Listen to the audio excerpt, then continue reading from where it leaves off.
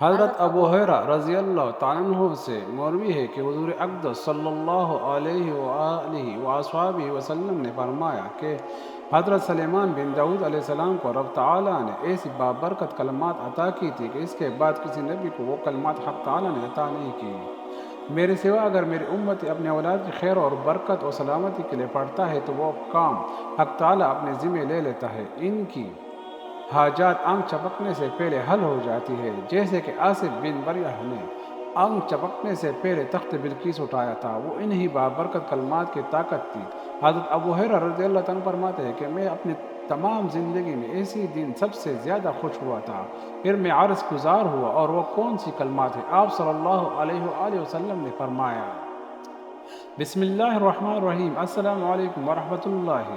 محترم ناظرین، حضرت ابن عباس رضی اللہ عنہ سے روایت ہے کہ آپ فرماتے ہیں حضرت سلیمان علیہ السلام جب تخت پر بیٹھتے تو آپ علیہ السلام کے پاس ولیوں کی کرسیوں پر انسان بیٹھتے اور ان کے پاس ولیوں کی کرسیوں پر جنوں کے بادشاہ بیٹھتے تھے۔ پھر ہوا اس تخت کو لے کر اٹھتی اور مختلف تمام دیتی، پھر پرندے آ کر اپنی پروں سے سایہ کر لیتی، پھر آپ ہوا کو حکم دیتے اور وہ پرواز کر کے صبح صبح مہینے بھر کے فاصلے پر پہنچا دیتی، مہینے بھر کی دوری چند لمحوں سے طے ہو جاتی۔ ایک مرتبہ اسی طرح آپ جا رہے تھے، پرندوں کی دیکھ بھال ہدہد کی تھی، پھر غائب پایا، بڑے ناراض ہوئے کیونکہ ہدہد پرندہ غائب تھا اور فرمایا چند گھنٹوں سے مجھے نظر نہیں پڑتا، یا سچی مچی میں غیر حاضر ہے، اگر واقعی وہ غیر حاضر ہے تو میں اسی سخت سزا دوں گا بلکہ ذبح کر دوں گا۔ ہاں یہ اور بات ہے کہ وہ غیر حاضری کی کوئی معقول وجہ بیان کر دے۔ اتنے میں ہدہد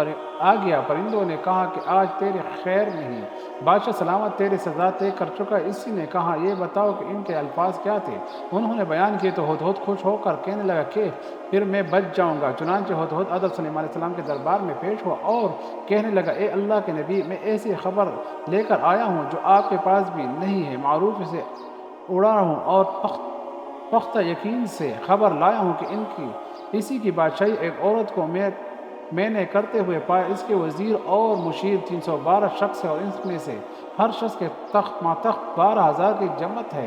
ان کی زمین کا نام ماہوت ہے، یہ صفا سے 3 میل کے فاصلے پر ہے۔ دنیاوی ہر قسم کی ضرورت ایسی مہیا ہے اور اس کا نہایت شاندار قسم کا تخت ہے جس پر وہ جلوہ گر ہوتی ہے، اور تخت سونے سے تن ہوا ہے اور یہ 80 ہاتھ اونچا اور 40 فٹ چوڑا ہے، اور 600 عورتیں ہر وقت اس کی خدمت میں کمر بستہ رہتی ہے۔ اس کا دیوان خاص جس میں تخت پیرا ہے، سخت پیرا ہے، بہت بڑا محل ہے، بلند بالا اور کشادہ، سب لوگ آفتاب پرست ہیں، خدا پرست کوئی نہیں، بلکہ اس کا نام بلقیس بن شرحمل ہے۔ ان کا دادا برے یمن کا بادشاہ عظیم تھا، اس کے اولاد میں 40 لڑکے پیدا ہوئے جو سب کے سب بادشاہ بنے۔ اس کے والد نے ایک جینیا عورت سے نکاح کر لیا تھا، اس کے بدن سے بلقیس پیدا ہوئی۔ جینیا سے نکاح کے مختلف وجوہات بیان کی گئی۔ ایک یہ کہ اپنی حکومت اور سلطنت کے غرور والی لوگوں سے کہتا کہ تم میرے لائق نہیں۔ اس کا نتیجہ یہ ہوا کہ لوگوں نے اس کا نکاح ایک زنانی سے کروائی دیا۔ سلیمان علیہ السلام ملکہ بلقیس اور اس کی قوم کے متعلق بیان سن کر کہنے لگے، مجھے یہ معلوم کرنا ہوگا کہ تو سچ بول رہا ہے یا جھوٹ۔ میرے پاس اس کو خط لے کر جا، ملکہ بلقیس کو دے دے اور میرے اس کے پاس سے ہٹ کر دیکھ وہ کیا جواب دیتی ہے۔ ہدہد اس خط کو اپنے چوکٹ میں دبا کر ملکہ بلقیس کے محل میں جا پہنچی۔ ملکہ اس وقت کھانا کھانے میں مصروف تھی۔ ہدہد نے نہایت خاموش اور احتیاط کے ساتھ خط کے سامنے اسی طرح ڈالا کہ وہ جان نہ پائی کہ ہدہد کہاں سے آیا۔ ملکہ اپنی گود میں پڑے خط کو دیکھ کر محتاط ہو گئی اور خوفزدہ بھی، لیکن اتنے اندازہ ضرور ہو گیا کہ یہ کوئی عام خط نہیں بلکہ معزز مقرر۔ اس پر مہر بھی لگی تھی۔ اسی خط میں خط لکھنے کے تمام اصول بڑھتے گئے۔ خط لکھنے کے پہلے شرط یہ ہوتی کہ خط کا آغاز ہی اسی طرح ہوا کہ خط لکھنے والے کا نام، پتہ، مکتوب کے نام آ جائے۔ کسی نے خط لکھا ہے، ایک اہم بات، خط کا آغاز اللہ کے پاک اور بابرکت نام سے کیا جائے۔ کہا جاتا ہے کہ سلیمان علیہ السلام سے پہلے کسی نے خط میں مقدس کلمات نہیں لکھے تھے۔ حضرت ابو ہریرہ رضی اللہ عنہ فرماتے ہیں کہ ایک مرتبہ میں آپ صلی اللہ علیہ وسلم کے ہمراہ جا رہا تھا۔ آپ صلی اللہ علیہ وسلم نے فرمایا، ایک ایسی آیات جانتے ہو جو مجھ سے پہلے سلیمان داؤد علیہ السلام کے بعد کسی نبی پر نہیں اتری۔ آصف بن جرحیہ نے وہی مقدس کلمات پڑھے جن کی بدولت حق تعالیٰ نے ان کی حاجت آنکھ چمکنے سے پہلے پوری کی تھی۔ اگر وہی کلمات میری امت اپنے لیے اور اپنی اولاد کی حبر و خیر اور سلامتی کے لیے پڑھے تو ان کی حاجات بھی آنکھ چمکنے سے پہلے پوری ہو جائے گی۔ میں نے استغفار کیا، وہ کون سی آیات ہے؟ آپ نے فرمایا یہ مبارک کلمات آگے جا کر پڑھے جائیں گے۔ خط مختصر لیکن بلغ انداز میں تحریر کیا گیا خط سے شاہانہ انداز ہی نہیں پیغمبرانہ شان بھی ظاہر ہوتی تھی۔ ابتدا اس امر کی طرف اشارہ ہے کہ سرکش چھوڑ کر ایک اللہ کی عبادت کرو۔ یہ کسی بادشاہ کا نہیں بلکہ پیغمبر کا دعوت نام ہے۔ ایک اللہ کی عبادت کرو، بلکہ بلقیس عقل مند تھی۔ معاملات کو کسی طرح طے کیا جائے، وہ با اختیار بھی تھی۔ اس فیصلے کا اس کے اہل دربار کے لیے رد کرنا ممکن نہ تھا۔ پھر بھی اس نے اپنا فیصلہ سنانے کے بجائے اہل دربار سے مشورہ ضرور جانا۔ چنانچہ اپنے تمام مشورہ نویس اور سپاہی سالاروں کو بلایا اور کہا میری طرف ایک بہت ہی اہم خط ڈالا گیا ہے جس میں مسلمان ہونے اور تابع فرمان بننے کی دعوت دی گئی ہے۔ تم سب جانتے ہو کہ میں کوئی فیصلہ تمہارے بغیر نہیں کیا کرتی۔ تم سب مجھے اپنی رائے دو کہ ہمیں کیا کرنا چاہیے۔ تمام اہل دربار نے جواب دیا ہمارے پاس طاقت اور قوت کی کمی نہیں، اسلحہ و سامان وافر مقدار میں موجود ہے۔ ہم بہادر و شجاعت بھی ہیں اور میدان جنگ میں نہایت جرأت اور موروی کے ساتھ لڑتے ہیں، اس لیے ہمیں خوفزدہ ہونے یا جھکنے کی ضرورت نہیں۔ ہماری طاقت مسلم ہے، ہم ہر قسم کے مقابلے کے لیے تیار ہیں۔ آپ جو حکم دو ہم ان کے فرمانبرداری۔ بلکہ بلقیس خود سے اندازہ کر چکی تھی کہ حضرت سلیمان علیہ السلام کے سامنے اس کے لشکر کی کوئی حیثیت نہ تھی۔ اگر جنگ کی نوبت آئی تو تباہی اور بربادی کے سوا کچھ ہاتھ نہ آئے گا۔ اس نے اپنے سرداروں سے کہا جب بیرونی حملہ آور کسی بستی پر حملہ کرتے ہیں تو اسے اجاڑ کر رکھ دیتی ہے، وہاں کے باعزت لوگ ذلیل ہو جاتے ہیں۔ اپنے رعب اور شان اور شوکت قائم کرنے کے لیے ہر تربیت کی جاتی ہے، عورتوں کی عزت پامال کر دی جاتی ہے اور قتل و غارت کی انتہا کر دی جاتی ہے، کھیتیاں جلا دی جاتی ہے، رعایا کو مفلوج کر بنا دیا جاتا ہے، سپاہیوں کو قید بنا لیا جاتا ہے، کیونکہ ایسی کوشش کی جائے کہ اس عمل سے بچا جائے۔ اس کا طریقہ یوں نکلا کہ حضرت سلیمان علیہ السلام کی خدمت میں طائب بھیج جائے۔ ملکہ کا مقصود یہ بھی تھا کہ حضرت سلیمان علیہ السلام کی آزمائش بھی ہو جائے۔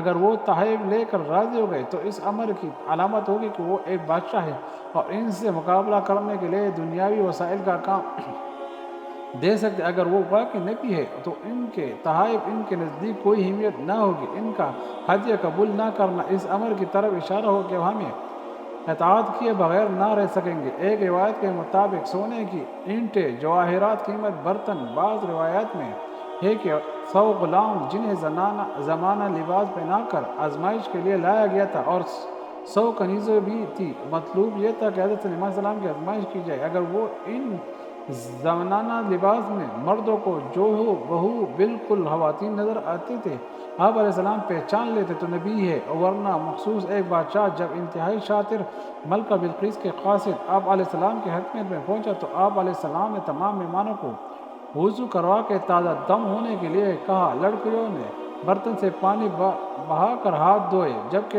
لڑکیوں نے برتن میں ہاتھ ڈال کر پانی لیا۔ یوں آپ پہچان گئے کہ اول ذکر لڑکیوں اور باقی سارے لڑکے ہیں۔ ایک روایت یہ ہے کہ ایک گروہ نے کنیوں سے ہاتھ دھونا شروع کیا اور انگلیوں سے آیا، جبکہ دوسرے گروہ نے انگلیوں سے شروع ہو کر کنیوں تک ہاتھ دھوئے۔ بہرحال حضرت سلیمان علیہ السلام نے دونوں کو الگ الگ پہچان لیا۔ اسرائیلی روایت کے مطابق ملکہ بلقیس نے اپنی ختم زندہ آزمائش سوالات بھی کیے، جن میں سے ایک یہ بھی تھا کہ ملکہ نے برتن میں بھیجا جس کے لیے فرمائش یہ تھی ایسے پانی سے بھر جائے وہ پانی زمین کا ہونا آسمان کا۔ حضرت سلیمان علیہ السلام نے اس کی فرمائش یوں پوری کی کہ اس کے پسینے کے قطرے اس برتن میں جمع کر دیے جائے۔ ملکہ بلقیس نے حضرت سلیمان علیہ السلام کے لیے کچھ اور بھی آزمائش تیار کی تھی۔ اپنے غلاموں سے کہا تھا کہ یہ ایک بہت باریک موتی جس میں سوراخ نہیں تھا اس کی خدمت میں پیش کرنا کہ اس میں جن اور انسانوں کی مدد کیے بغیر دھاگا ڈال دے۔ دوسری موتی میں سرخ ٹیڑھا تھا، اس میں بھی دھاگا ڈالنا ہے۔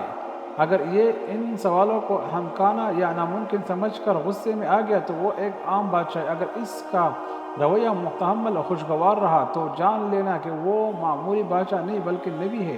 کہ اس کی بات توجہ سے سننا، قاصد حاضر ہوا، آپ نے دبا طلب کی اور اس نے کہا کھولنے سے پہلے بتائیے اس میں کیا ہے۔ حضرت جبرائیل علیہ السلام نے مدد کی۔ آپ علیہ السلام نے فرمایا ایک موتی بغیر سوراخ، دوسری موتی ٹیڑھی سوراخ والی ہے۔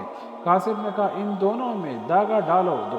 آپ نے اپنے درباریوں سے فرمایا موتی میں سوراخ کون کرے گا؟ دیمک نے کام اپنے ذمہ لیا، اپنے منہ میں ایک بال لیا اور موتی میں ایک سرے سے داخل ہو کر دوسری سے نکل آیا۔ آپ علیہ السلام نے دیمک سے خوش ہو کر فرمایا تمہیں کوئی حاجت ہو تو بیان کرو۔ اس نے کہا اے نبی علیہ السلام میرا رزق درختوں میں کر دیجئے۔ آپ علیہ السلام نے اس کی فرمائش پوری کی۔ پھر آپ نے ٹیڑھے سوراخ والے موتی کو سامنے رکھا اور کہا اس میں دھاگا کون ڈالے گا؟ سفید کیڑے نے آ کے بڑھ کر کہا میں یہ کام کروں گا۔ اس نے دھاگا اپنے منہ میں لیا اور ایک طرف سے جا کر دوسری طرف سے نکل آیا۔ آپ علیہ السلام نے اس کیڑے سے اس کی حاجت پوچھی۔ اس کیڑے نے کہا اے اللہ کے نبی میرا رزق پھلوں میں رکھ دو۔ اس کی فرمائش بھی بہتی دنیا تک پوری کر دی گئی۔ قاصد تو آپ سے مرعوب ہو چکے تھے۔ جب حضرت سلیمان علیہ السلام نے قاصدوں کے استقبال کے لیے درمیان سے کوئی 30 میل کی مسافت پر سونے، چاندی اور اینٹوں کے فرش بنانے کا حکم دیا، راستے میں دونوں طرف عجیب الخلقت جانوروں کو کھڑا کر دیا، دربار کو بھی بنایا، سنگارا، تربیت دیا۔ آپ اپنے تخت کے دائیں بائیں 4000 سونے کی کرسیاں ایک طرف علماء و دانشور کے لیے تھی اور دوسری جانب اعمال سلطنت کے لیے بچا دی گئی۔ چنانچہ جب قاصد آئے تو انہوں نے سونے کی اینٹوں پر جانوروں کو کھڑا دیکھا، آگے آگے تیموروں کی قطار تھی، پھر جنات کی صفیں تھی اور راستے میں ہی حیران کر دینے والے مناظر تھے۔ دربار میں جب قاصد دربار عالیہ میں پہنچ گئے تو وہاں کی شان و شوکت دیکھ کر دنگ رہ گئے۔ جہاں سے حضرت سلیمان علیہ السلام سے ملاقات ہوئی تو شاہانہ شان بادشاہ ہونے کے باوجود آپ علیہ السلام خندق پیشانی سے پیش آئے۔ قاصدوں نے قیمت تحائف پیش کیے تو آپ علیہ السلام نے فرمایا کیا تم نہیں دیکھتے کہ اللہ تعالیٰ نے مجھے ہر چیز سے نوازا ہے؟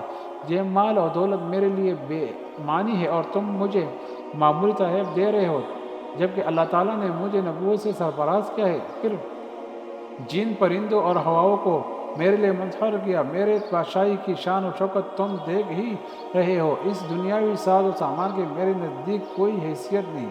تو اپنے تحفے تحائف واپس لے جاؤ اور ایک خطرناک انجام کا انتظار کرو۔ انسانوں کی نہیں بلکہ جن اور پرندوں کی فوج لے کر حملہ آور ہوں گا جن کا تم مقابلہ نہ کر پاؤ گے۔ تم اپنے ہدیے پر فخر کرو اور اسے اپنے ہمراہ لے کر لوٹ جاؤ۔ قاصد حیران اور پریشان ہو کر واپس آئے۔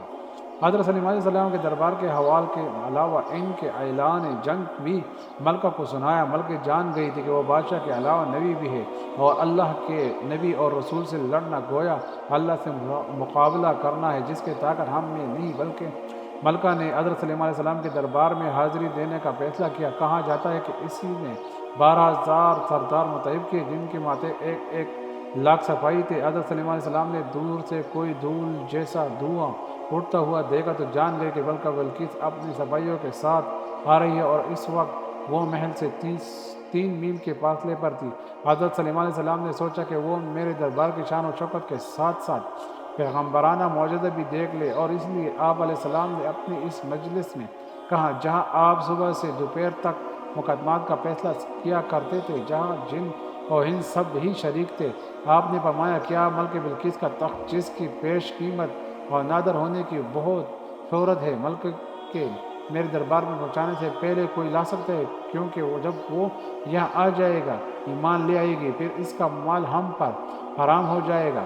بہرحال ایک طاقتور اور سرکش جن جو ایک بڑے پہاڑ جتنی جسامت رکھتا تھا، اگر آپ مجھے اجازت دیں تو میں آپ کا دربار برخاست کرنے سے پہلے اس تخت کو اٹھا کر یہاں لا سکتا ہوں۔ پھر آپ جانتے ہیں کہ میں بہت ہی ایماندار ہوں، ذخیرہ جواہرات سے مزید تحت سے کوئی چیز نہیں چراؤں گا۔ ظاہر ہے کہ جن انسانوں کے مقابلے میں غیر معمولی قوت رکھتا ہے، کسی انسان کے لیے ممکن نہیں کہ وہ بیت المقدس سے مغربی یمن جو 1,500 میل کا فاصلہ 2-4 گھنٹے میں طے کر کے تخت یہاں پہنچائے، اور تخت بھی کوئی عام معمولی نہیں، نہایت وسیع و عرض اور وزنی، جیسے اٹھانا فرد واحد بس کی بات نہیں تھی۔ پھر تخت بھی وہ سب سے زیادہ حفاظت، اور جہاں خود اس کے لوگوں کی رسائی ممکن نہ تھی۔ مجلس شورا میں موجود ایک شخص بولا اٹھا، یہ وہ شخص تھا جس نے کتاب کا علم حق تعالیٰ نے عطا کیا تھا۔ آپ کی پلک جھپکنے سے پیشتر میں حاجت ہوں، آپ کی خدمت میں حاضر کر دیتا ہوں۔ وہ پہ وہ شخص حضرت سلیمان علیہ السلام کا مغرب کا صحابی بتایا گیا، اس کا آپ کا نام آصف بن برا ہے۔ وہ حضرت سلیمان علیہ السلام کے وزیر تھے اور نسل انسانی سے تعلق رکھتے تھے۔ ابن عباس کے مطابق آپ سلیمان علیہ السلام کے خاطب بھی تھے، آپ علیہ السلام کے خالزاد تھے، یا اس وقت ولی اللہ تھے اور اسم اعظم جانتے تھے۔ البتہ ہو سکتا ہے کہ اللہ تعالیٰ نے انہیں کرامات بخشی ہو جس کے سبب انہوں نے جن کے متصل مہلت کو بھی طول جانا اور کہا کہ میں پلک جھپکنے سے پہلے تخت حاصل کر سکتا ہوں۔